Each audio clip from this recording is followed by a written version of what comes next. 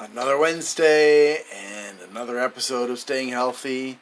And this is just about my journey. I thought I lost a little bit of weight, but I haven't been doing the pulpies that I made the first week and a half or so that allowed me to lose a pound a day.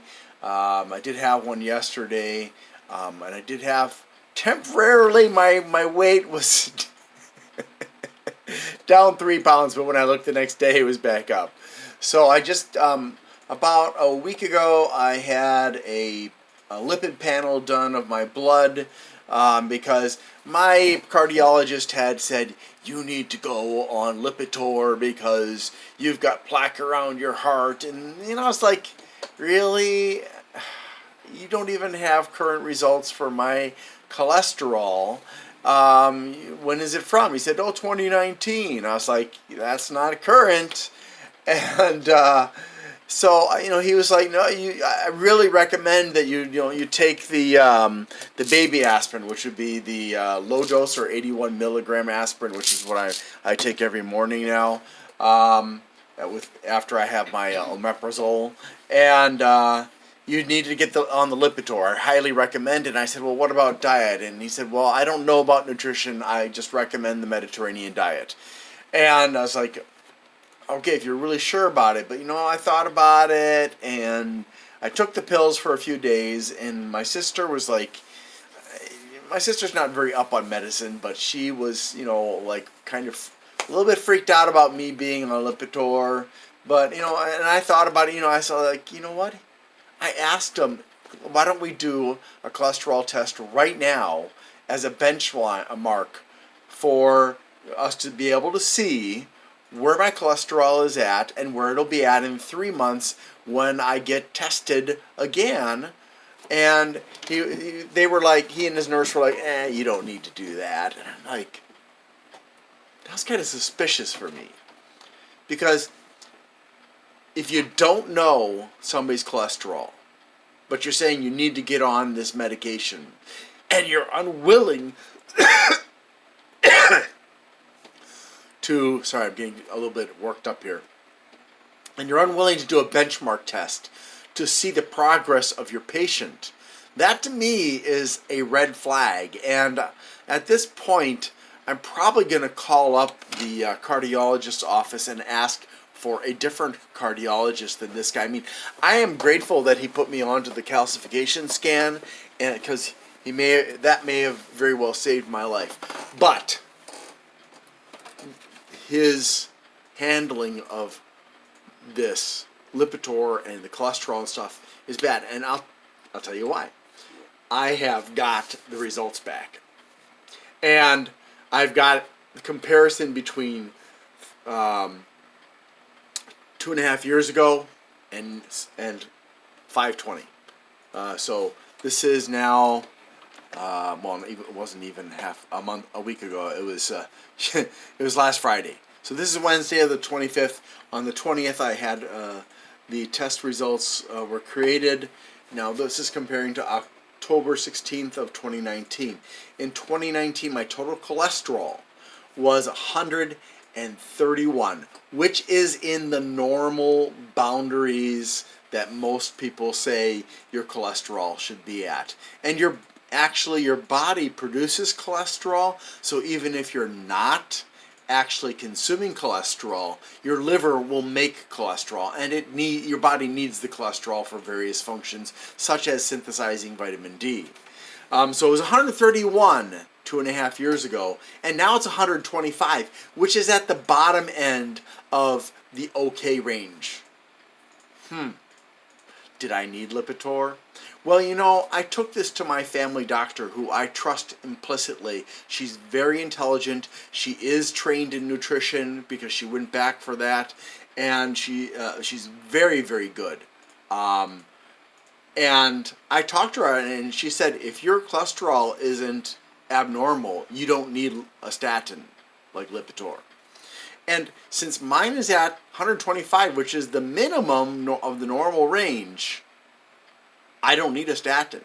Now, I could take the statin, and it's not going to decrease my cholesterol below that level, because the liver's going to keep on pumping it out. But I only took it for, I think it was like a week, and it's been, I don't know, 3 weeks, 4 weeks since I stopped taking the Lipitor. So, that obviously is not the reason that it went from 131 to 125. It's because I don't eat a lot of animal products. I just don't. And so my body isn't going to have a lot of excess cholesterol.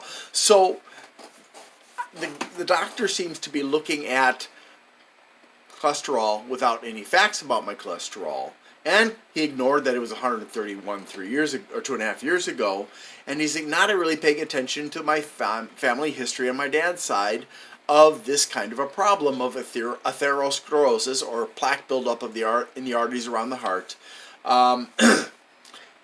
He's just looking at, the calcification scan put me in the 50 to 74th percentile of men my age. For the amount of plaque buildup I have. And he didn't feel I needed an angiogram, which is great. I didn't really have to have them do an angiogram, but and I believe that I can get it down. So let's look at the rest of the results.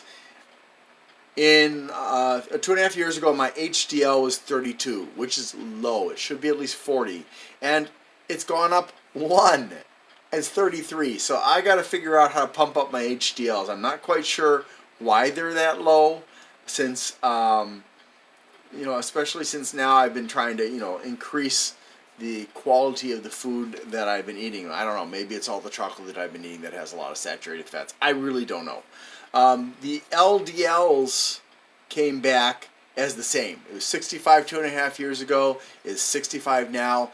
And the normal range is less than 100, and I heard from somebody else that better if it's less than 75. So I'm perfectly fine at the level of LDLs I have right now. And again, I don't consume dairy and eggs and meat, so I'm not surprised that my LDLs are at that level. My triglycerides, which were 168, which is considered high if it's above 150, are now down to 137. Now, when I had that test in 2019, I was still eating animal products. And since then, relatively recently, I've cut that stuff out. So my triglycerides have naturally dropped to 137. And I'm going to work on continuing to get them down. Now, my very low density lipoproteins, or VLDLs, there's no established rate or level that you should be below for them at this point, but they are positively correlated with things like plaque in the arteries and stuff like that. And 2.5 years ago it was at 34, and now it's at 27 milligrams per deciliter. I believe that is, deciliter. So overall, things are better than when I moved to Ohio. Overall, are they perfect? No. Now, my podiatrist also, aside from the cholesterol test or lipid panel, also did a hepatic function panel, which is a check of my liver to make sure my liver's healthy. Now, I've got records for 4 different tests: 10/16 of 19, 8/18 of 20, 11/4 of 20, and 5/20 of the one that I just had done last week.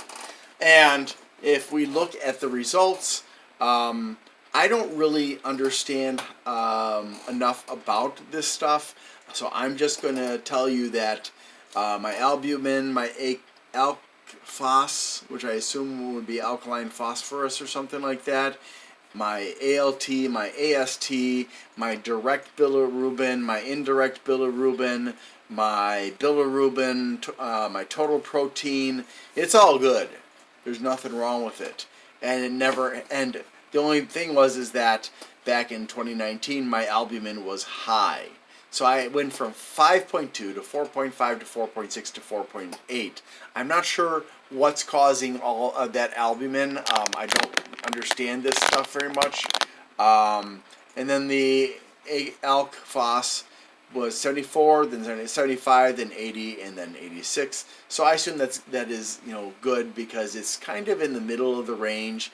So albumin should be between 3.4 and 5, and the alk phos should be between 40 and 129. So it's pretty steady.